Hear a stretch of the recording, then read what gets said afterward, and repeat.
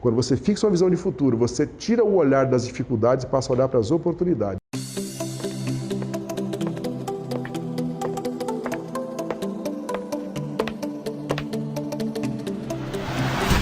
Meu nome é Jesus de Lisboa Gomes, eu tenho 57 anos, eu sou formado em administração de empresas, fiz o mestrado em administração também e depois fiz o doutorado em ciências sociais. Bom, eu nasci numa região muito pobre do estado de Minas Gerais, a gente chama lá de região da Sudene, que tem mais semelhanças com o Nordeste e Norte brasileiro do que exatamente com o Sudeste, a região a qual pertence o estado de Minas Gerais. Fui analfabeto até os meus 18 anos de idade, porque o desafio da criança pobre no interior do Brasil ainda é fazer opção entre estudar ou trabalhar, e quase sempre a necessidade de trabalhar para se manter vivo acaba tomando o tempo da escola. Enfim, eu mudei para São Paulo em 1978, eu fui para São Bernardo do Campo, eu fui morar na favela da Biquinha.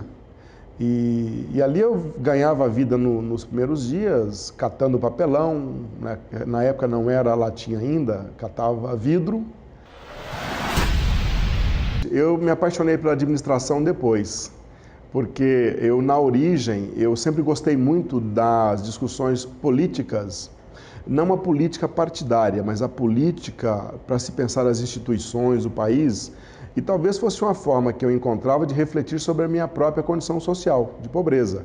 Mas aí, quando eu tentei 2 vezes a Universidade de São Paulo e não consegui, eu comecei a buscar informações sobre as profissões que mais geravam oportunidade de trabalho, porque afinal de contas eu precisava sobreviver. E então eu um dia fiquei lendo sobre esses conteúdos e dizia lá que o curso de administração naquela época era um curso que tinha alto índice de empregabilidade.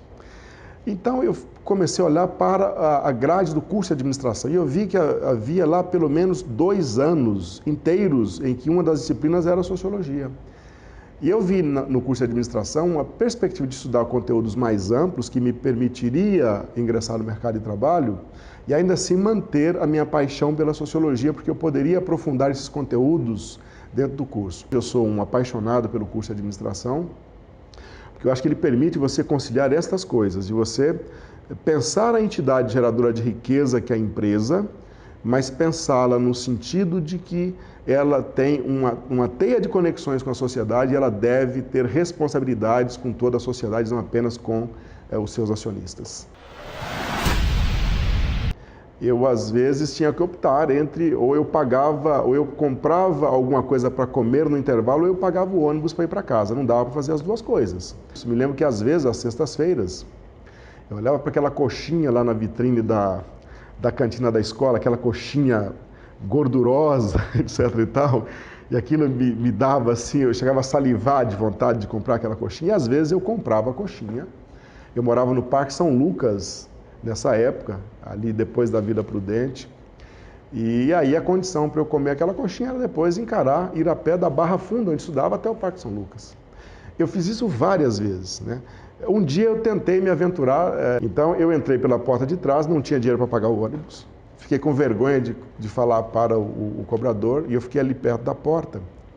Quando o ônibus pegou em Anhanguera, e aí eu percebi que ele abria a porta até uma certa altura da Avenida Anhanguera. Ele abriu a porta para entrar uns passageiros e eu pulei pela porta de trás. Eu já era um marmanjo com 38 anos de idade, mas eu estava muito cansado, tinha trabalhado o dia inteiro, tinha estudado até 11h15 da noite, e eu não vi que tinha uma viatura parada ali. E aí a viatura me pegou na hora. Né? É bonito você, um marmanjo, nessa idade, descendo sem pagar o ônibus e tal. Tive um pouco de dificuldade para explicar para o policial, que acabou me liberando depois, mas contei para ele a verdade, nunca mais fiz isso. Então, aí, às vezes, eu comprava o meu lanche no intervalo e ia a pé, da Barra Funda até o Parque São Lucas. Vocês têm ideia do que nós estamos falando da distância. A minha vida já tinha mudado, porque a única coisa que muda a condição de pobre é educação, não há nenhuma outra. A política pode até ajudar, no Brasil tem atrapalhado mais do que ajudado, algumas coisas ajudam, mas a educação muda. E eu diria hoje, eu não tenho a menor dúvida, você só pode medir o nível de desenvolvimento de um país pelo nível de autonomia que a educação conferiu a cada cidadão. Se você, por exemplo, se casar com uma pessoa que não te trata bem, e você foi para a escola, você estudou, você se formou, você se qualificou, você manda ele procurar o caminho dele, porque você não depende dele economicamente, né? Então você é livre por isso. Nem o casamento te escraviza. Se você vai trabalhar numa empresa que te desrespeita e você tem uma boa qualificação, você troca de empresa porque você é livre pelo fato de que você se qualificou. Mas, ao contrário disso, se você se casa com uma pessoa grosseira, você vai trabalhar numa empresa ruim e você não se qualificou, você se torna escravo, você precisa às vezes permanecer num casamento ou numa empresa pela simples razão de que você depende economicamente daquilo. Meu pai era uma pessoa muito humilde, é uma pessoa muito humilde, hoje ele está muito doente, mas o meu pai sempre dizia para a gente que ele queria que nós fôssemos muito além de onde ele tinha conseguido ir. Então, o tempo todo, meu pai insistia nisso e quando eu disse a ele que viria para São Paulo, eu ainda não tinha 18 anos completo, ele chorou e disse, vai que eu te apoio e se der tudo errado, você volta que a tua casa está aqui. Então, desculpe.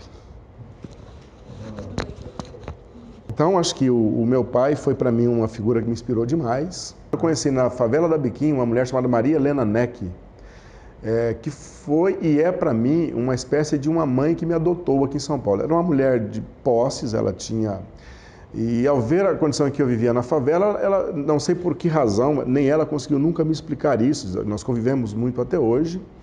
Ela me trata como filho, eu a trato como mãe e as filhas dela, ela tem 3 filhas, me tratam como irmãos. Ao ter essa oportunidade, eu já comecei a apontar para outra direção. Então, aí eu comecei aquele sonho que eu sempre tive, que eu dizia que queria ser professor. Lá na favela, isso era um sonho tão distante para mim que meu apelido na favela era o professor. Isso era uma coisa tão ofensiva da maneira como diziam, que eu passava pelas vielas da favela, as pessoas se escondiam atrás das janelas e gritavam, lá vai o professor, porque se eu percebesse, eu partia para a briga, porque era uma coisa muito pejorativa da maneira como diziam. Mas eu conto isso com certo orgulho, porque hoje estou aqui, eu sou professor. Cria uma visão de futuro para você mesma, que seja uma visão de futuro desafiadora. O que é uma visão de futuro desafiadora? É uma visão de futuro que para você realizá-la, você tem que mudar o seu comportamento hoje. Você precisa estudar mais, precisa ser mais respeitoso com seus colegas, com a sua namorada, com seu pai, com a sua mãe, com seus vizinhos. Porque se você cria uma visão de futuro desafiadora para você, você não vai mudar a sua vida quando você chegar lá, você muda a sua vida agora. Quando você fixa uma visão de futuro, você tira o olhar das dificuldades e passa a olhar para as oportunidades. Eu acho que isso muda completamente a maneira como você encara o teu futuro e é isso que eu deixo como sugestão para vocês. Bom, eu quero finalizar agradecendo a vocês por me levar em consideração, por se interessar por fazer essa entrevista comigo. Eu adorei fazer essa gravação com vocês. Parabenizar pelo trabalho de vocês. Eu sempre insisto com os meus alunos que não são as maiorias que mudam o mundo, são as minorias muito ativas. Eu acho que vocês fazem parte dessa minoria que vai mudar o Brasil.